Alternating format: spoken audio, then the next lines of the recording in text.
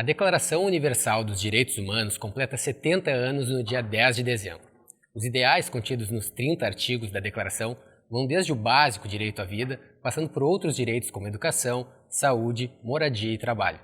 Depois de 7 décadas, o mundo enfrenta novos desafios.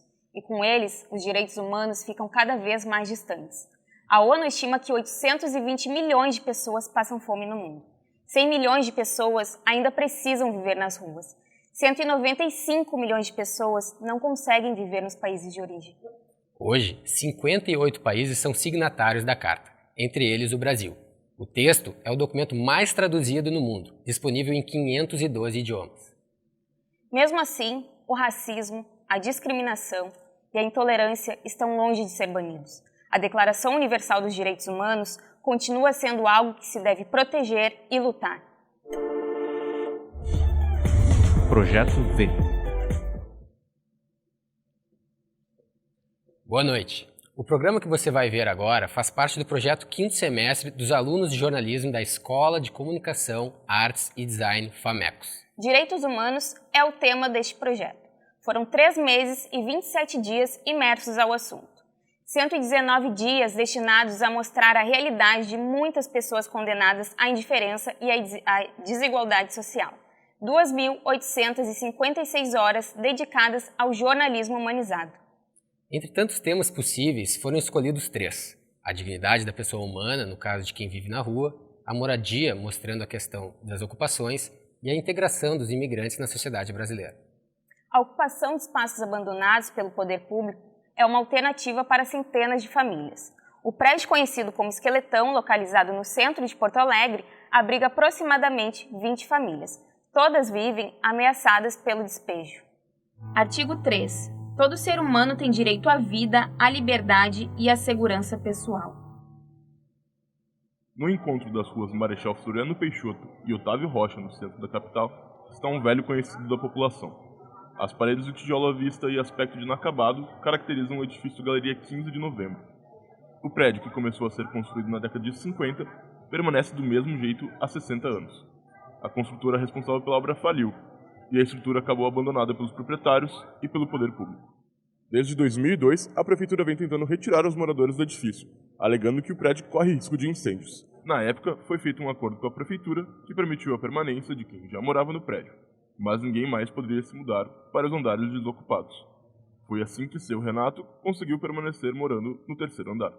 Seria melhor se a gente conseguisse restaurar o prédio, arrumar, pintar, dar uma visão melhor, que eu acho que é o que incomoda as autoridades, é a visão do prédio e o local onde que ele está, mas não deu até agora. O plano original para o edifício seria de receber salas comerciais nos 19 andares, porém as unidades inacabadas se transformaram em moradia para cerca de 20 famílias. Simone, que antes morava na praça em frente ao prédio, agora tem um teto para dividir com os filhos e o marido. Que é melhor, do que na rua, Porque na rua tu dorme de dia, mas não dorme de noite, tem que estar se cuidando, Às vezes tem para comer, às vezes não tem, às vezes tu cata do lixo, às vezes tu acha alguém que dê alguma coisa, Não é que nem ter uma casa, Contudo, a infraestrutura instável do edifício preocupa os especialistas. Fernando teme que a falta de estrutura básica cause algum problema maior para quem mora lá ou para quem transita pelo local. E ficou por esse tempo todo parado, ocupado parcialmente de uma maneira precária. Precária por quê? Não em relação à estrutura em si, mas às suas instalações. Então, o que se vê no prédio? Instalações inadequadas, instalações que colocam em risco as próprias dependências do prédio, o sistema de alimentação de água, de esgotamento, de maneira precária, porque foi um prédio que não foi finalizado. Mas essa não é a opinião de todos os moradores. Me sinto bem, aqui é seguro, aqui todo mundo que mora aqui se conhece, é uma comunidade. Artigo 17. Toda pessoa individual ou coletiva tem direito à propriedade. Parágrafo 2. Ninguém pode ser arbitrariamente privado da sua propriedade. Moradores e lojistas do edifício vivem sob a constante ameaça de perder não só a casa, mas também o sustento. Em julho deste ano, o Ministério Público entrou com pedido de desocupação e demolição do prédio. A ação é baseada no laudo técnico apresentado pela Prefeitura, que classificou a estrutura como irrecuperável. A possibilidade de ter que ir embora parece cada vez mais real. É o caso de Jefferson, que há 1 ano mora com a esposa e 2 filhos no local. Agora mora em um apartamento no Esqueletão em troca de cuidados com o imóvel. Se vir acontecer, nós vamos ser obrigados ou a realugar algum lugar para a gente ficar, né, ou dar uma ajuda, ou, tipo uma casa popular para a gente poder ir pagando, né, ou algo desse sentido, porque eles também não tem como tirar nós dentro de casa e vai deixar a gente na rua, né. Agora, a Justiça deve analisar caso a caso no processo. A ação está desde agosto com o juiz, que ainda tem que ouvir o depoimento de todos os envolvidos. A promotoria acredita que a demolição é a única saída.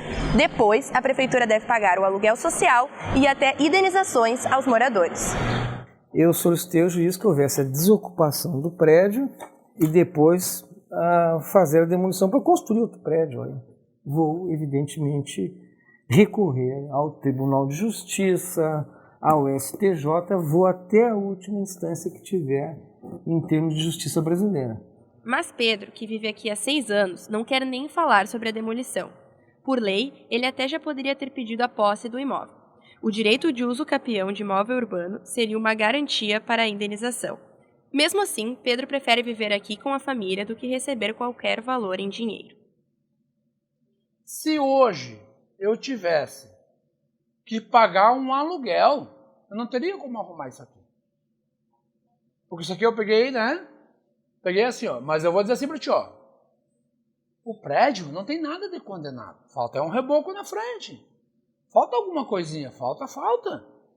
Todo mundo tem que concordar com isso aí. Né? Mas eu vou dizer assim para ti, meu. A melhor coisa para mim é não estar mais na rua com a minha família. Catástrofes naturais que desmantelaram o país, crises econômicas que levaram o povo à miséria, falta de perspectiva para o futuro. Estes são os principais motivos que transformaram o Brasil numa opção de moradia para mais de 300 mil imigrantes desde 2015. Só no Rio Grande do Sul residem cerca de 50 mil, a maioria refugiados, todos em busca de uma vida melhor. Artigo 15, parágrafo 1. Todo indivíduo tem direito a ter uma nacionalidade. Parágrafo 2. Ninguém pode ser arbitrariamente privado da sua nacionalidade, nem do direito de mudar de nacionalidade. Era Sofônia, no Haiti. Virou Sofia quando veio para o Brasil há 2 anos, após a crise econômica e humanitária no país, em decorrência do terremoto de 2011. Meu marido já estava aqui faz 2 anos. Daí faz 2 anos que eu não vi ele, a gente só fala no telefone, no vídeo, e depois de 2 anos eu consegui vir aqui.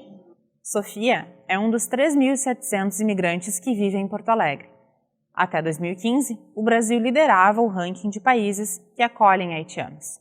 Segundo a Polícia Federal, entre 2012 e 2015, mais de 14.500 haitianos foram registrados no país, um número 30 vezes maior do que o ano anterior, 2011. Para vir para o Brasil, os imigrantes haitianos enfrentam processos burocráticos na confecção da identidade brasileira, podendo esperar até 6 meses pela documentação após o pagamento. Além da espera, estes imigrantes pagam altos valores pela identificação brasileira no país. Sofia pagou $850 em sua identidade brasileira. E a nova legislação não isentou essas taxas, né? Como era uma expectativa nossa, um dos aportes importantes na discussão que nós fizemos, era a isenção de taxas, tanto para a retirada de documentos, o acesso a documentos, como também para o envio de recurso para as famílias, por exemplo. A maioria dos migrantes veio para o Brasil, mas deixou na sua nação de origem uma família, aguardando a expectativa de que ele obtivesse aqui uma boa condição de trabalho e pudesse enviar recursos para a manutenção dessa família. Só eu não pensar ficar aqui no Brasil só por causa do dinheiro. O dinheiro daqui no Brasil não vale nada para mim lá. Tipo, quando eu mandei $50 americano, eu paguei lá no banco R$250. Ele vai receber lá só $50. Enquanto isso, aqui no Brasil, Sofia trabalha como servente 8 horas por dia por 5 dias da semana. São mais de 780 haitianos com emprego formal em Porto Alegre. E a gente gasta muito para vir aqui. Eu não estou aqui de graça, eu ajudo. A gente ajuda o Brasil também. Tem gente que não entende isso. Artigo 13. Parágrafo 1. Toda pessoa tem o direito de livremente circular e escolher a sua residência no interior de um estado. Parágrafo 2. Toda pessoa tem o direito de abandonar o país em que se encontra, incluindo o seu, e o direito de regressar ao seu país. Andrews nasceu em Gana e chegou sozinho ao Brasil aos 21 anos de idade. Como era um ótimo aluno, conseguiu uma bolsa de estudos para cursar administração aqui na PUC.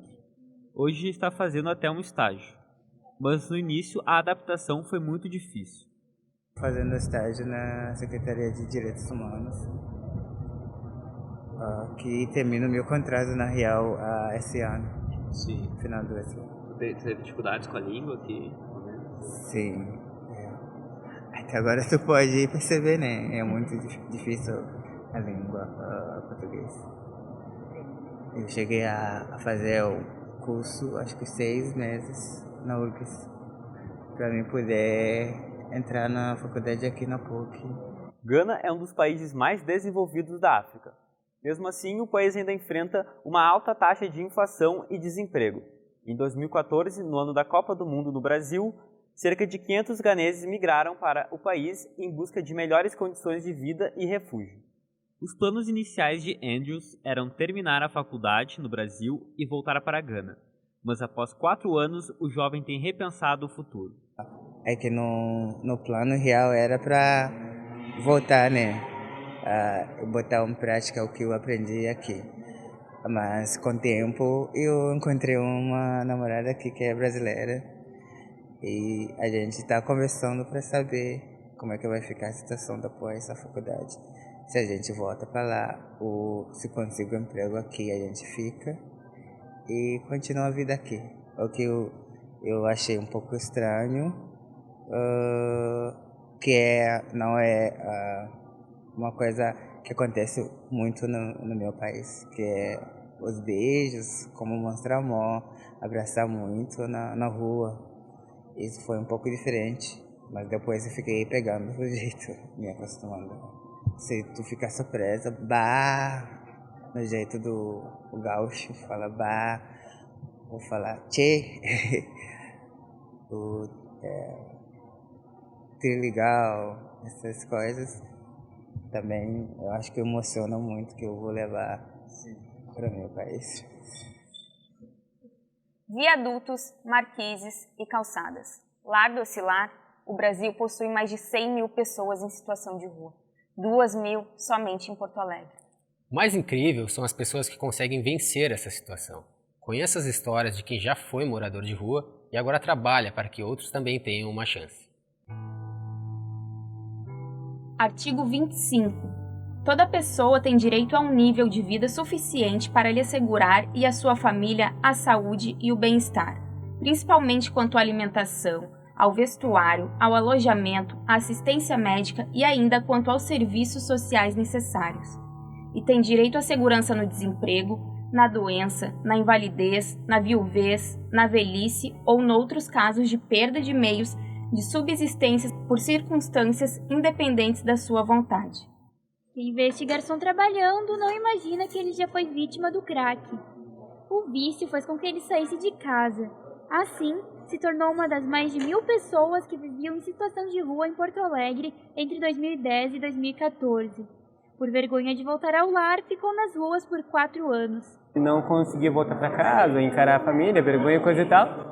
Fiquei um dia, outro e não voltei mais. Porque é um negócio que aumenta e vai ficando um vaziozão grande, né? E a vergonha só aumenta e aí eu fiquei bastante tempo. Ele vivia nas redondezas do bairro Cidade Baixa, embaixo de Marquises. Em alguns momentos conseguiu deixar as ruas, mas acabava voltando justamente quando estava em boa fase. E isso é porque a pessoa se desarma e se esquece do porquê que certas coisas aconteceram. A mesma coisa me ocorreu.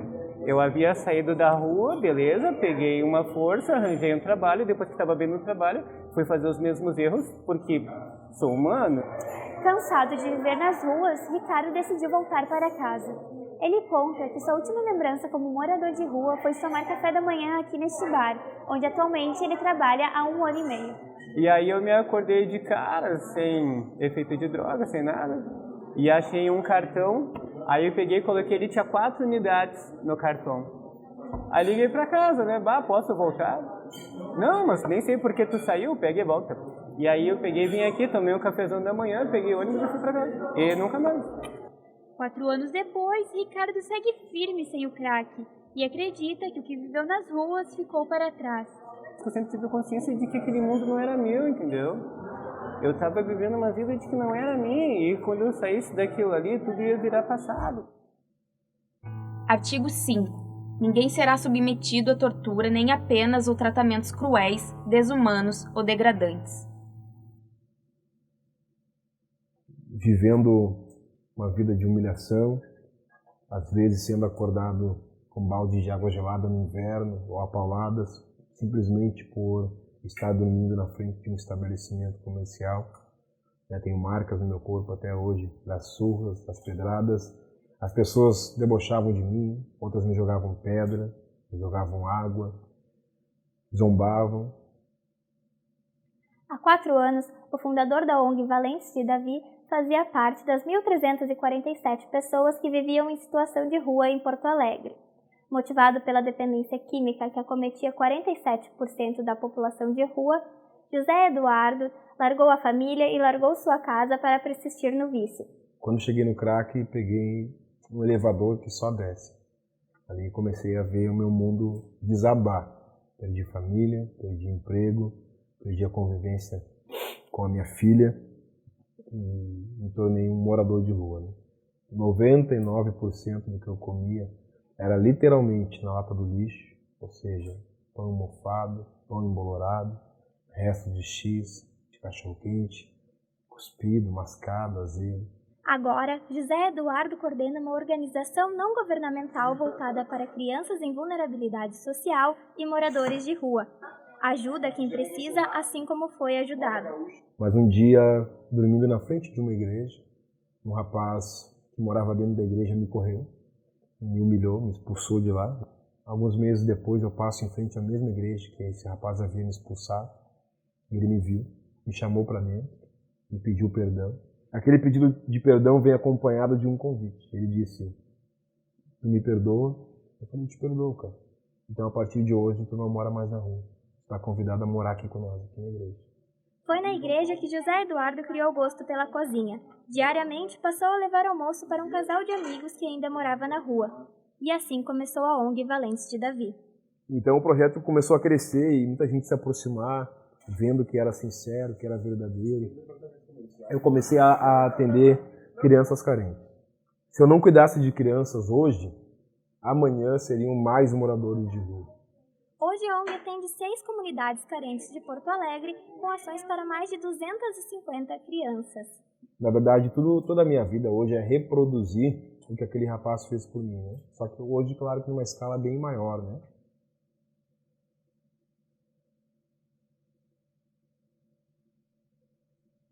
Os 70 anos da Declaração Universal dos Direitos Humanos foi apenas uma maneira de dar voz a quem quase nunca é ouvido, de contar as histórias que a sociedade muitas vezes não quer conhecer. Esse é o jornalismo humanizado que falamos lá no início e que queremos levar para as redações. Nós ficamos por aqui, mas desejamos sucesso aos colegas que chegam para o projeto do 5º semestre do ano que vem, com outras histórias, outros personagens, outras entrevistas com autoridades, outras cobranças, muita informação e, quem sabe, um mundo melhor.